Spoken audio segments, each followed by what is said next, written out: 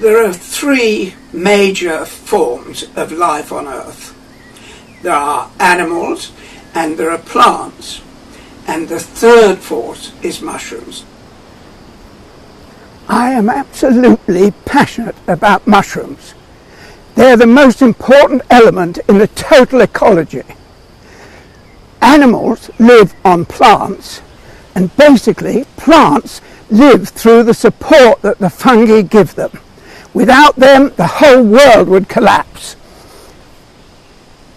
I've seen examples in America where they've clear-cut the forest and then replanted, but you get horribly stunted little trees because they haven't got the mushroom relationship, is dead because they clear-cut it.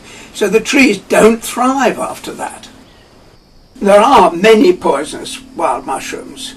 The death cap is the principal one. It's a green mushroom about the size of an ordinary field mushroom, and not that dissimilar if you're colourblind.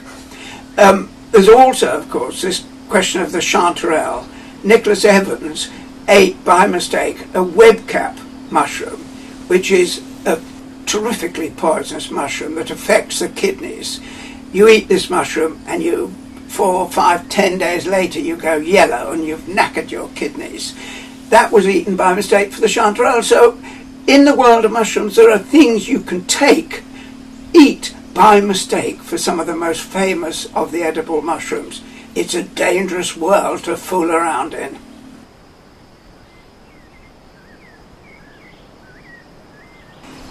The vast majority of mushrooms fruit in the autumn. So from sometime like August through to November is the best time.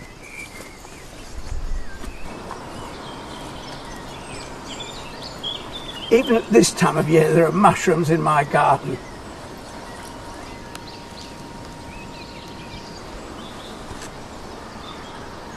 This is a very squidgy looking Inkcap.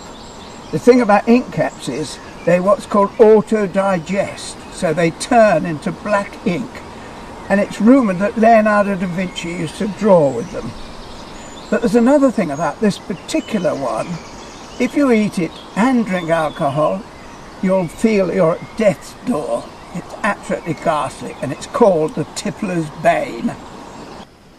Spring is a very exciting time. There are only 2 or 3 mushrooms. There's St. George's mushroom, which is a lovely white one, but there's also Morel, which is a fantastic mushroom. They come in black and yellow colours, but it has a wonderful, wonderful flavour, and French chefs adore it. The Morel, they call it, and they go absolutely mad for it, which is why you pay such high prices.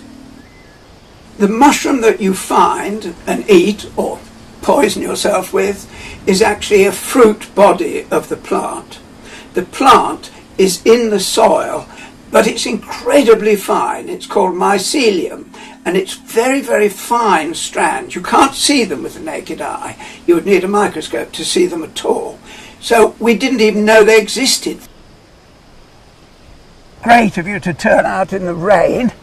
And we're here looking for morels. The thing about it is, with 8 eyes, if I can count, we will do far better than you do with 2. So let's go to it and see what we can do.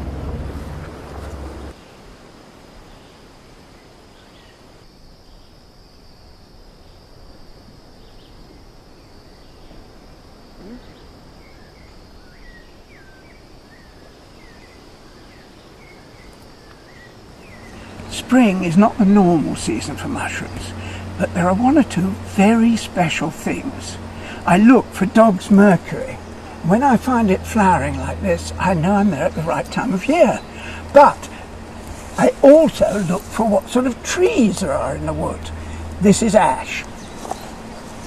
Under ash, when dog's mercury is out, you can find morels.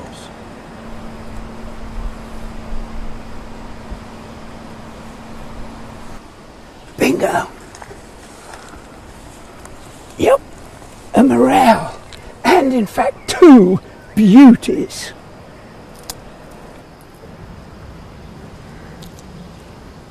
Look at that little beauty.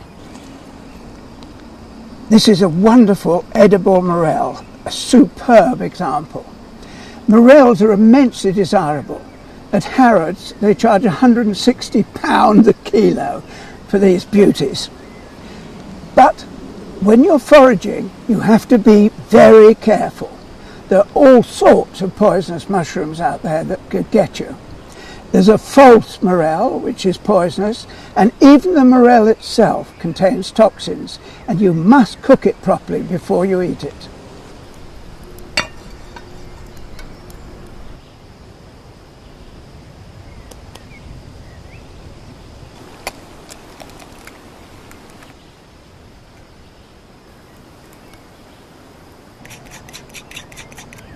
This is an experiment. I've never done it before. It's an American recipe. Cut the morels and clean them, and then you dip them in a flour you've made by crushing crackers.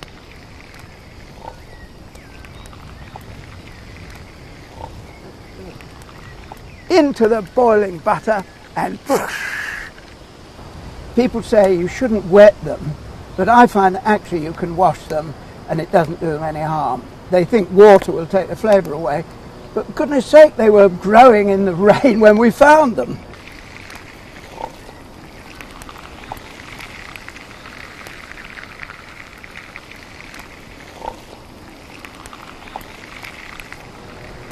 And now, as far as I'm concerned, the finishing touch.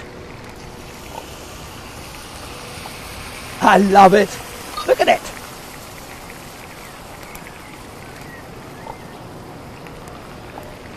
Fantastic.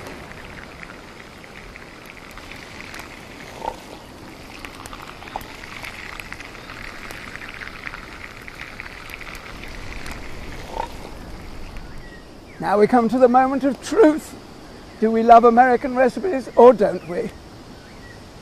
Okay, Naz, you found the first morel when we were in the woods. I did. You get to eat the first one of these. Fantastic. They look delicious, Roger. I've never had a morel, so... Well, let's hope. Here we go. Not sure? No, good. Is it good? Exquisite. Wow. Exquisite. How wonderful. It's I think so I'm going to have a go. Right.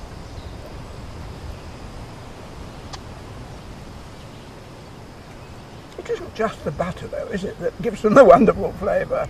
Must be the wine. More of that later.